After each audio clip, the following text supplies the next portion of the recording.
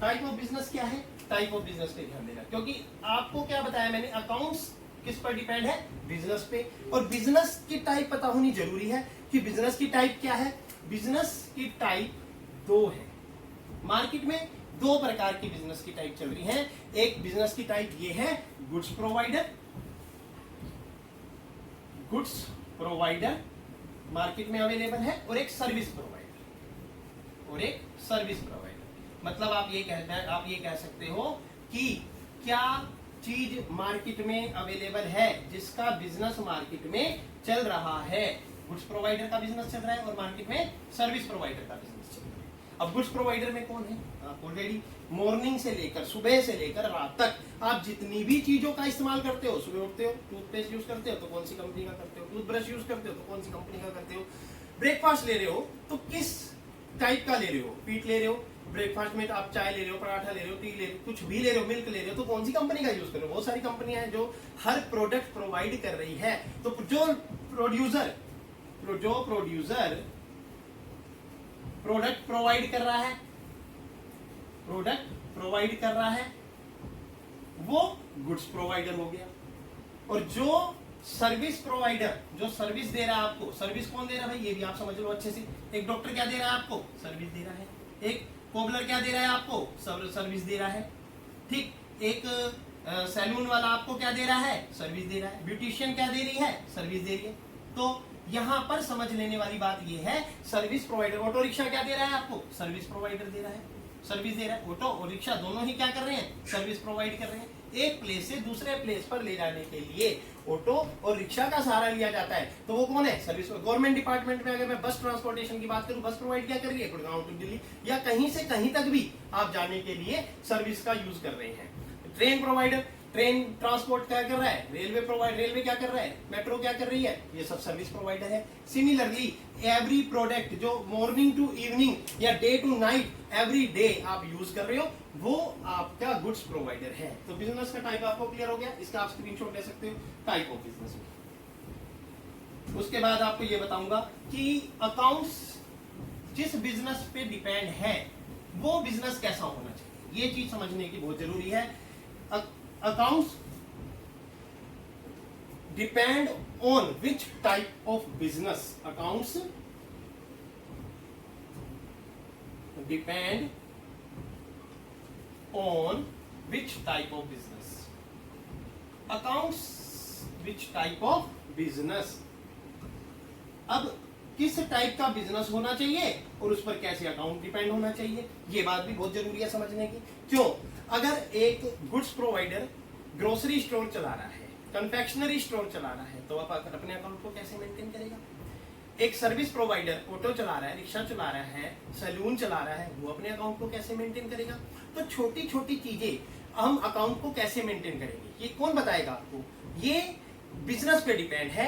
Business बताएगा भाई मुझे, मेरे लिए आप कैसा अकाउंट बनाओगे। अगर मैं बात करूं रिलायंस इंडस्ट्री की, तो रिलायंस इंडस्ट्री के अंदर पता नहीं कितने प्रकार के सीए काम कर रहे हैं, और कौन कौन सा सीए कौन कौन से अकाउंट्स को मेंटेन कर रहा है। तो वहां पर इतने अकाउंटेंट की पोस्ट लगी हुई है, इतने सीईओ की पोस्ट लगी हुई है, इतने सीए की पोस्ट लगी हुई है, चार्टेड अकाउंटेंट की पोस्ट लगी हुई है। तो वो क्यों लगी हुई है, किस लिए लगी हुई है, क्योंकि उनकी इंडस्ट्री की टाइप है बिजनेस की, और उस टाइप के ऊपर बिजनेस अकाउंट डिपेंड है कि उसके अंदर। अब यहां पर मैंने 3 भागों में बांटा, इस चीज को मैंने 3 पार्ट्स में डिवाइड किया। सबसे पहले मैंने स्मॉल बिजनेस की बात करी। अगर मैं स्मॉल बिजनेस की बात करूं तो उसमें अकाउंट कैसे मेंटेन होगा। आपको पता है 11th क्लास का हम पार्ट पढ़ रहे हैं। अगर हम यहाँ पढ़ रहे हैं आज, तो क्लास 11th का पार्ट 1 बेसिक कंसेप्ट पढ़ रहे हैं, जो बहुत जरूरी है। ये सभी अकाउंट्स के लिए टर्मिनोलॉजी बहुत इंपॉर्टेंट है। अगर आप ये समझ लोगे तो समझ लो आपको सारी चीजें क्लियर हो जाएगी। स्मॉल बिजनेस में क्या क्या चीजें होती है। स्मॉल बिजनेस में ए ग्रोसरी स्टोर आता है। अब ये अपने अकाउंट को कैसे मेंटेन करेगा या करवाएगा किसी अकाउंटेंट द्वारा। बी कन्फेक्शनरी स्टोर वाला भी अपने अकाउंट को कैसे मेंटेन करेगा, ये भी बात सीखने की है। अब आपने सिंपल सा लॉजिक है, हमारा अकाउंटिंग साइकिल है। अकाउंटिंग साइकिल आपको क्या बताता है कि पहले जर्नल मेंटेन किया जाए, फिर लेजर मेंटेन किया जाए, फिर ट्रायल बैलेंस मेंटेन किया जाए। Journal ledger trial balance, trial balance से final account, financial statement with adjustment, final account भी मेंटेन किया जाए, जिसके अंदर trading account, profit and loss account और बैलेंस शीट मेंटेन की जाती है। तो ये चीजें जब पता लगती है, जब आप एक स्मॉल बिजनेस के काम को करते हैं, स्मॉल बिजनेस के अकाउंट को मेंटेन करते हैं, तो ये तैयार करते हैं। सी कन्फेक्शनरी स्टोर के बाद अगर मैं सैलून की बात करूं तो वो अपने अकाउंट को कैसे मेंटेन करेगा। डी यानी कि सर्विस प्रोवाइडर में सैलून आ गया। सैलून कौन है? सर्विस प्रोवाइडर है, ये भी आपको पता होना चाहिए, ठीक है। इससे रिलेटेड कोबलर की बात करूं तो वो भी एक बिजनेस ही कर रहा है, वो किसी की मर्जी से काम नहीं कर रहा, ये भी सर्विस प्रोवाइडर है।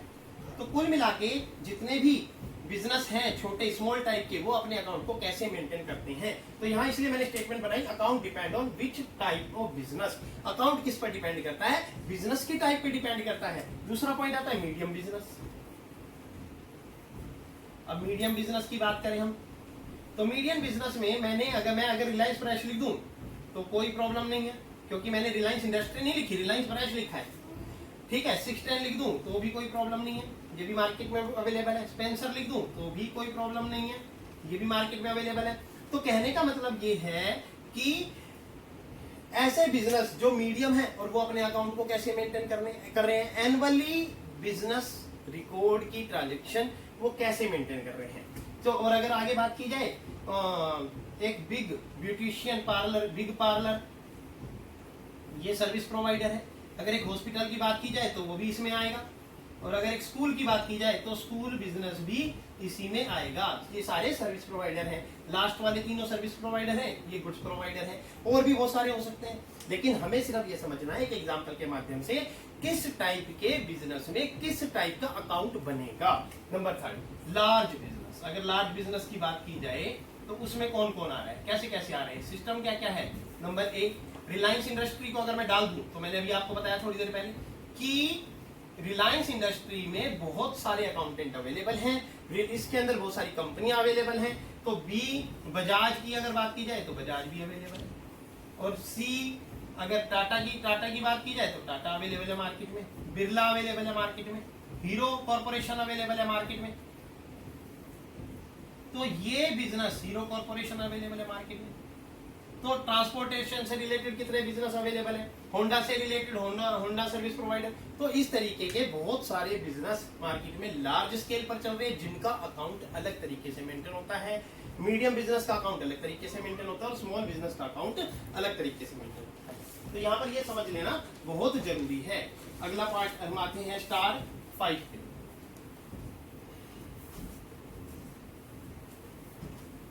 तो इतनी बातें, ये पॉइंट आपको समझ लेने जरूरी हैं कि आप अकाउंट्स में किस टाइप के बिजनेस की बात कर रहे हैं और कौन सा अकाउंट मेंटेन कर रहे हैं। अगला आपको देखो, मैं आपको आज की क्लास में बेसिक चीजें क्लियर करूंगा, जो कि आपको आगे को अकाउंट करने में आसानी होगी, बहुत अच्छे से करना आएगा आपको, ठीक है। अकाउंट्स की अगर बात की जाए तो ये बात तो समझ आ गई आपको कि अकाउंट्स बिजनेस पे डिपेंड है। जिस टाइप का बिजनेस उस टाइप का अकाउंट्स, जिस टाइप का बिजनेस उस टाइप का अकाउंट्स। अब यहाँ बिजनेस में दो चीजें होती हैं। कौन कौन सी दो चीजें होती हैं भाई? असेट्स होता है और लायबिलिटी होती है। असेट्स होती है और लायबिलिटीज होती है। अब असेट्स में कौन कौन शामिल है ये भी आपको बता दिया जाए।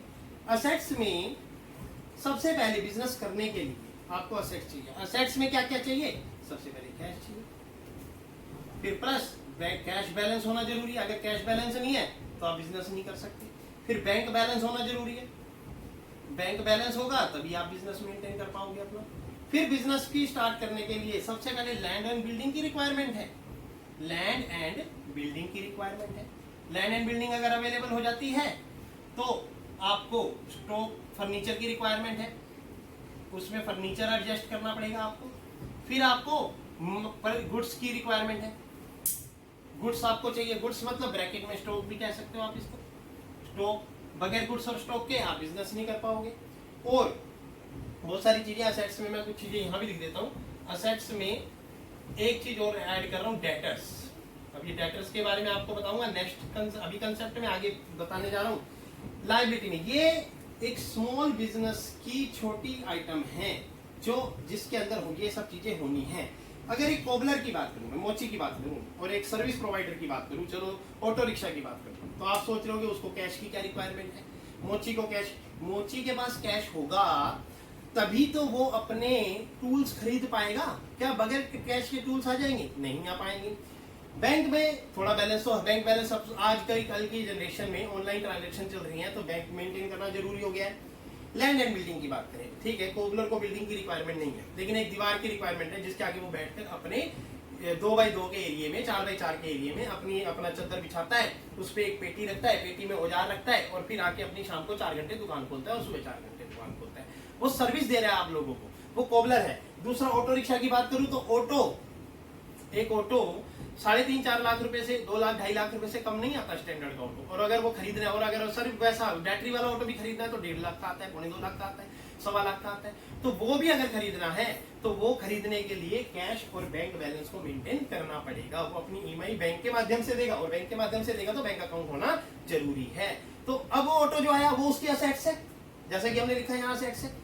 अब उस ऑटो में जो फर्निशिंग का काम होता है उसे फर्नीचर कह सकते हो। और एक दुकानदार की बात करें, एक छोटे दुकानदार की गारमेंट्स की शॉप की बात करें तो उसमें भी कैश होना जरूरी है, बैंक बैलेंस होना जरूरी है। लैंड एंड बिल्डिंग, अगर ग्राउंड फ्लोर से लेकर वो 3rd फ्लोर तक एक शॉप खोलना चाहता है और सारी गारमेंट्स की शॉप खोलना चाहता है तो लैंड पे ही खुलेगी, वो बिल्डिंग लैंड पे ही बनेगी 4 मंजिल, और हर फ्लोर पे किसी ना किसी प्रोडक्ट को सेल परचेज किया जाएगा। फर्नीचर होना, हर दुकान में स्टॉक गुड्स खरीदने के बाद फर्नीचर लगाया जाता है और उस फर्नीचर के अंदर अपने स्टॉक को सजाया जाता है, लगाया जाता है। अगर फर्नीचर नहीं लगाया जाए तो किसी भी वैरायटी को अलग अलग नहीं दिखाया जा सकता, तो इसलिए फर्नीचर लगाना जरूरी है। असेट्स में डेटर भी आते हैं। डेटर कब क्रिएट होते हैं ये अगले स्टेप में बताऊंगा, पहले लायबिलिटी के बारे में जान लेते हैं। लायबिलिटी में बैंक ओवरड्राफ्ट, हम बैंक से एक्स्ट्रा पैसा ले लेते हैं। बैंक ओवरड्राफ्ट कब बनता है? जब बैंक में करंट अकाउंट ओपन हो, प्लस बैंक लोन, बैंक से लोन ले लेते हैं और बिजनेस को आगे बढ़ाते हैं, प्लस बिल्स पेएबल, जो हम बिल पे करते हैं वो बीपी कहलाते हैं, इसलिए उसे लायबिलिटी में डाला जाता है, प्लस क्रेडिटर्स। क्रेडिटर्स कैसे क्रिएट होते हैं ये भी आपको अगले स्टेप में बताया जाएगा। ये क्रेडिटर्स क्रिएट होना, डेटर क्रिएट होना, ये सब आपको अगले स्टेप में बताऊंगा। इस स्लाइड के बाद नेक्स्ट स्लाइड जो होगी आपकी वो डेटर क्रिएट और क्रेडिटर क्रिएट की होगी। कैसे क्रिएट होते हैं ये आपको बताया जाएगा। इसे नोट करने के लिए आप इसका स्क्रीनशॉट ले सकते हैं। और ये छोटी छोटी चीजें हैं जो आपके क्वेश्चन के न्यूमेरिकल पार्ट को सोल्व करने में काम आएगी।